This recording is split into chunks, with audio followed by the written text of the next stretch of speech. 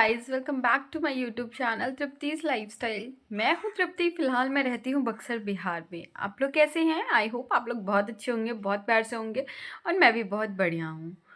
तो जैसे कि मैंने पहले फर्स्ट पार्ट बनाया था अपनी प्रेगनेंसी ब्लॉग का, यानी मेरी फर्स्ट प्रेगनेंसी का फर्स्ट पार्ट बनाया था। उसमें आप लोगों ने बहुत सारा प्यार दिया, बहुत अच्छे व्यूज़ आए और अभी भी व्यूज़ आ रहे हैं और आप लोग प्यार ऐसे ही देते रहें। बस एक बात और कहनी है आप लोगों से कि प्लीज़ मेरे चैनल को भी सब्सक्राइब कर दे ताकि मुझे और भी मोटिवेशन मिले और मैं और भी अच्छे अच्छे वीडियोस बना सकूं। तो प्लीज़ आप लोग नए हैं तो मेरे चैनल को सब्सक्राइब करना ना भूलें और साथ ही साथ वीडियो को भी लाइक कर दे। और अगर कुछ आप लोगों को सजेशन देना है या फिर मेरी कुछ बातें अच्छी लग रही है तो उसको भी आप कमेंट में ज़रूर डालें, तो मुझे उससे और भी अच्छा लगेगा और मुझे मोटिवेशन भी मिलेगा। तो चलिए वीडियो को शुरू करते हैं और ये बनाते हैं मेरी प्रेगनेंसी वीडियो का पार्ट 2। तो जैसा कि मैंने फर्स्ट पार्ट में बताया था, अपने 3 मंथ्स तक का मेरी फर्स्ट प्रेगनेंसी का फर्स्ट ट्राइमेस्टर के बारे में बताया था। तो अभी बात करते हैं हम लोग सेकेंड ट्राइमेस्टर के बारे में।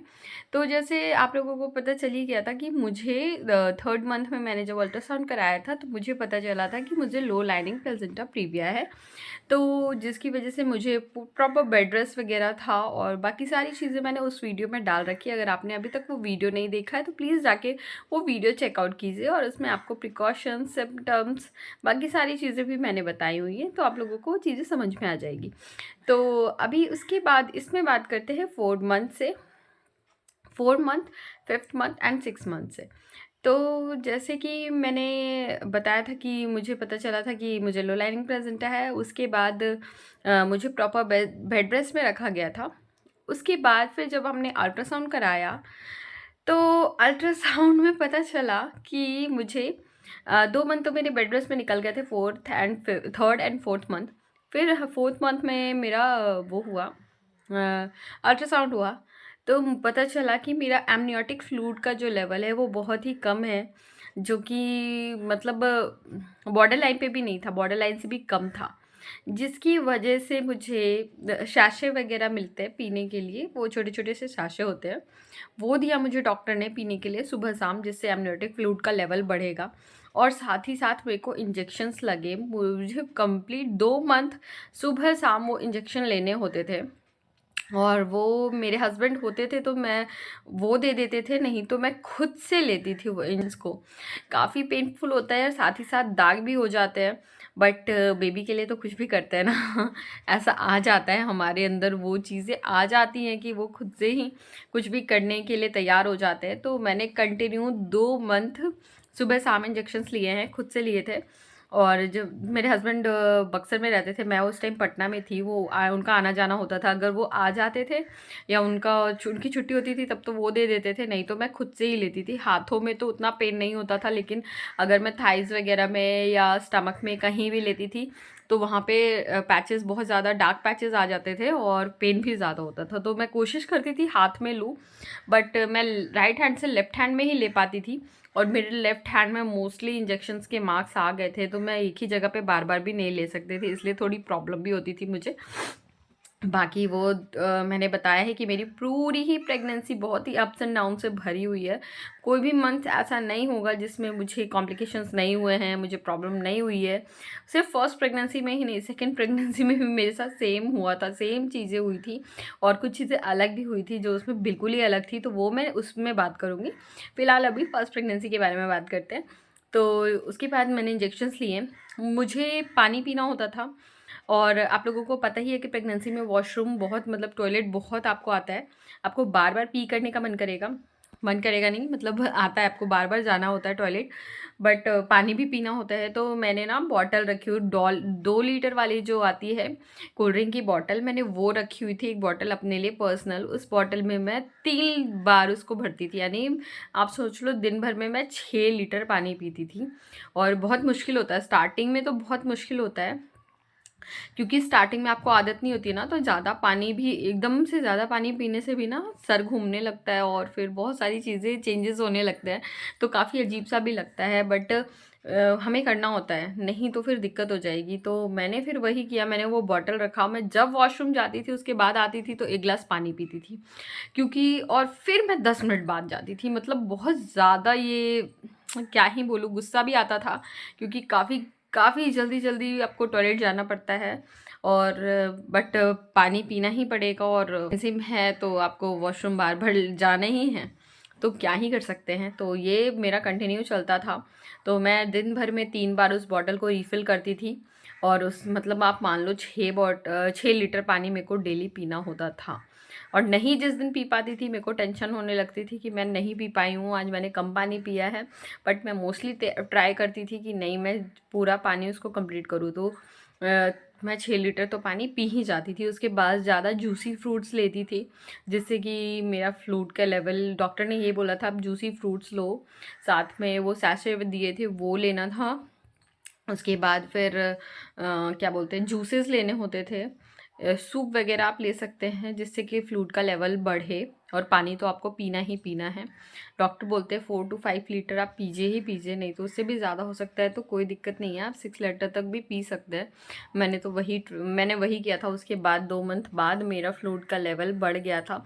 बट 2 मंथ मुझे कंटिन्यू इंजेक्शंस लगे, तो आप सोच सकते हो कितना पेनफुल होगा वो। तो अगर आप लोगों को भी इन चीज़ों से बचना है तो आप लोग ऐसे ही कीजिए। जब भी आपका प्रेगनेंसी शुरू होती है तो 3 मंथ्स तो नहीं, बट 3 मंथ्स के बाद से आपको पानी का खास ध्यान रखना होता है। आपको हमेशा पानी पीते रहना है, हर एक आधे घंटे में, हर एक 25-30 मिनट में आप 1 गिलास पानी पी लीजिए।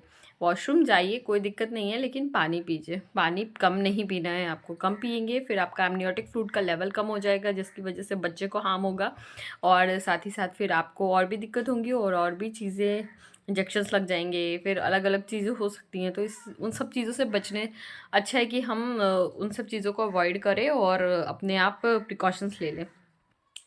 तो ये हुआ था।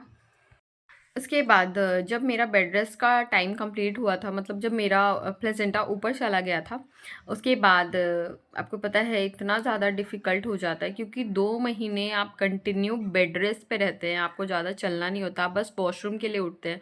उसके बाद मतलब मेरी ऐसी हालत हो गई थी ना मैं, कि थोड़ी देर भी किचन वगैरह कहीं भी खड़ी होती थी ना, मेरे पैर थरथराने लगते थे, मेरे पैर काँपने लगते थे, ऐसा लगता था मैं खड़ी नहीं हो पाऊँगी, गिर जाऊँगी, इस टाइप का मुझे फ़ील आता था। तो मैंने डॉक्टर से पूछा भी तो डॉक्टर ने बोला ऐसी कोई डरने की बात नहीं है, वो आपने कंटिन्यू 2 मंथ्स बेड रेस्ट किया है इसलिए आपको ऐसा फ़ील हो रहा है, बाकी कोई दिक्कत नहीं है। और जो रही बात वॉमिटिंग और ये सारी चीज़ों की, जो खाने का मन नहीं करना, और तो वॉमिटिंग वगैरह तो मेरी 3 मंथ्स के बाद कम हो गई थी, तो वैसा कुछ हो नहीं रहा था। बट हाँ, भूख लगने लगी थी मुझे, मैं खाना खाने लगी थी, बट मसालेदार चीज़ें उतनी ज़्यादा मुझे तब भी नहीं पसंद आ रही थी। फ्रूट्स वगैरह लेने लगी थी, फ्रूट्स जो मुझे नहीं पसंद आ रहे थे तो फ्रूट्स मैं खाने लगी थी।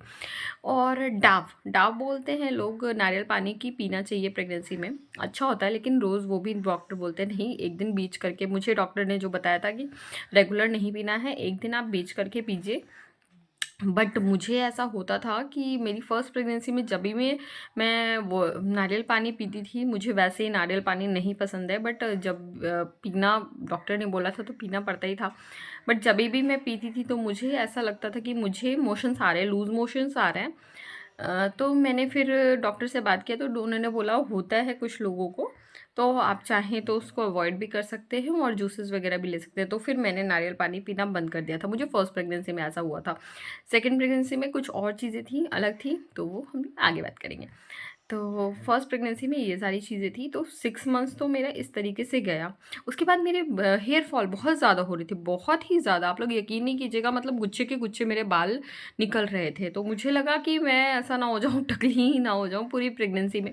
तो मैंने डॉक्टर को बताया, जब डॉक्टर को बताया उन्होंने फिर से इंजेक्शन लिख दिया। मैंने 2 मंथ्स तो इंजेक्शन वो एमनियोटिक फ्लूइड के लिए लिया ही, उन्होंने फिर मेरे को इंजेक्शन लिख दिया बालों के लिए। मैंने बोला भाई नहीं, मैं नहीं ले सकती, और वो इंजेक्शंस भी काफ़ी मोटे मोटे थे और काफ़ी ज़्यादा था, उसको नस में लगाना था, बहुत डेंजरस था वो। तो वो ये तो खुद से ले सकते थे, बट वो हेयर फॉल वाला नहीं ले सकते थे खुद। तो मैंने बोला नहीं, आप मेरे को कुछ शैम्पू वगैरह सजेस्ट कर दीजिए, तो मैं वो कर लूँगी। तो उस टाइम उन्होंने मेरे को मामा अर्थ का शैम्पू कंडीशनर बताया, जो कि मैंने यूज़ किया, और आप लोग यकीन नहीं करेंगे कि उस शैम्पू से बहुत ज़्यादा असर हुआ। मेरे हेयर फॉल रुक गए, मेरे बाल झड़ना बंद हो गए।